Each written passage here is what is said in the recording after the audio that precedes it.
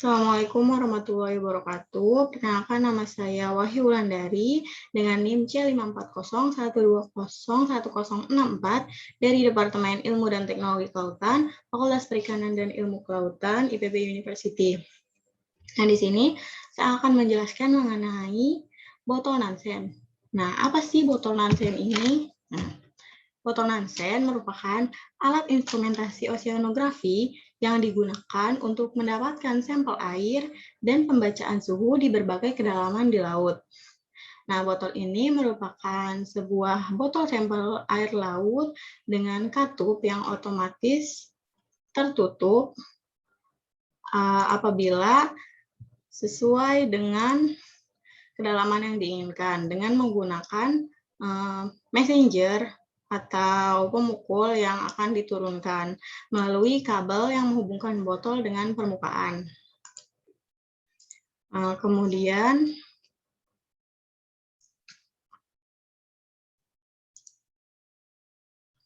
apa aja sih spesifikasi alat dari botol Nansen ini? Nah, di botol Nansen terdapat kawat yang menghubungkan si botol dengan kapal di atasnya atau untuk menurunkan dan menaikkan alat ini.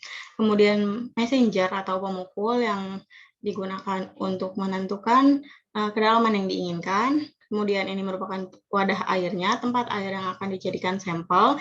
Ini merupakan keran jalan masuknya air. Kemudian terdapat termometer yang digunakan untuk mengukur suhu.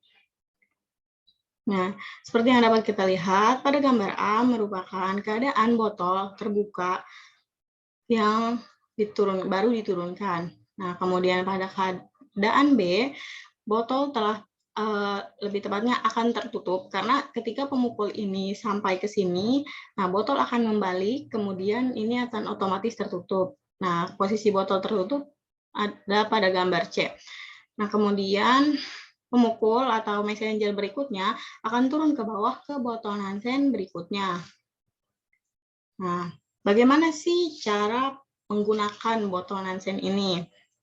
Nah, botol Nansen diturunkan dari kapal dengan menggunakan bantuan tali atau kawat tadi yang diikat kepada botol yang dipasang secara terbalik. Nah, seperti kata saya tadi, pada saat diturunkan posisi botol merupakan terbalik. Kemudian menggunakan bantuan messenger atau pemukul tadi, botol diturunkan ke kedalaman laut yang diinginkan.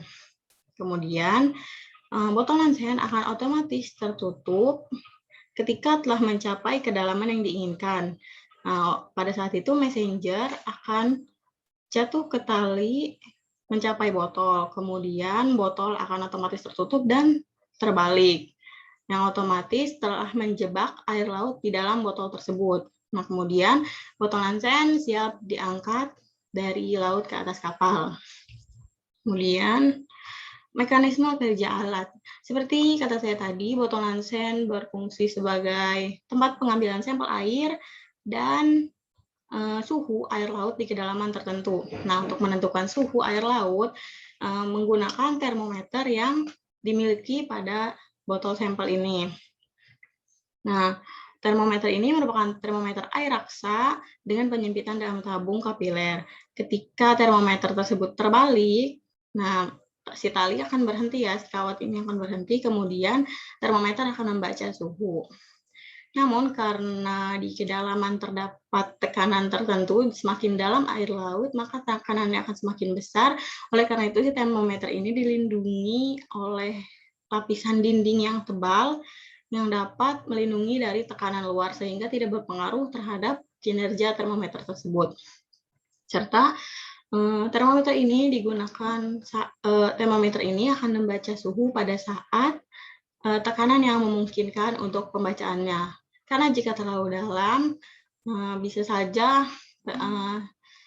termometernya belum bisa bekerja. Makanya pada saat tekanan tertentu, saat yang memungkinkan, termometer akan langsung bekerja.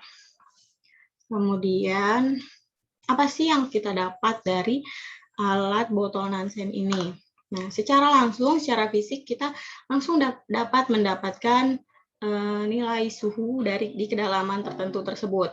Nah, kemudian dari sampel air, jika hendak diproses kembali secara kimiawi, kita dapat menghitung gas terlarut, nutrisi, logam berat, dan lain-lain pada kedalaman tertentu. Serta secara biologis, kita dapat menghitung jumlah protozooplankton yang ada pada kedalaman tertentu. Serta secara sederhana, kita memahami mekanisme penggunaan alat tersebut dengan mekanisme penurunan secara vertikal.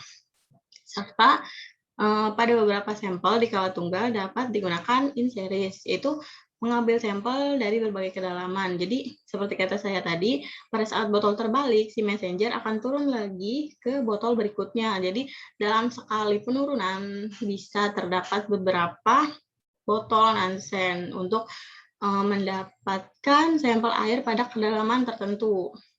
Seperti itu. Kemudian, ya cukup. Jadi botol Nansen ini sangat berguna ya dalam entah penelitian, entah research dan lain sebagainya untuk mendapatkan sampel air serta suhu yang kemudian dapat diteliti kembali. Karena secara tidak langsung kita tidak dapat mengetahui secara langsung dong apa yang ada di dalam air tersebut, karena memang fungsi dasarnya hanya untuk mengambil sampel air pada kedalaman tertentu. Dan jika ingin mengetahui lebih dalamnya, seperti kata saya tadi, dapat diteliti lebih jauh. Nah, mungkin cukup sekian penjelasan saya mengenai botol Nansen ini. Kurang lebihnya mohon maaf, mungkin ada salah kata dan salah penjelasan karena pengetahuan saya yang masih terbatas, dan insya Allah akan saya kembangkan kembali. Cukup sekian dari saya. Wassalamualaikum warahmatullahi wabarakatuh.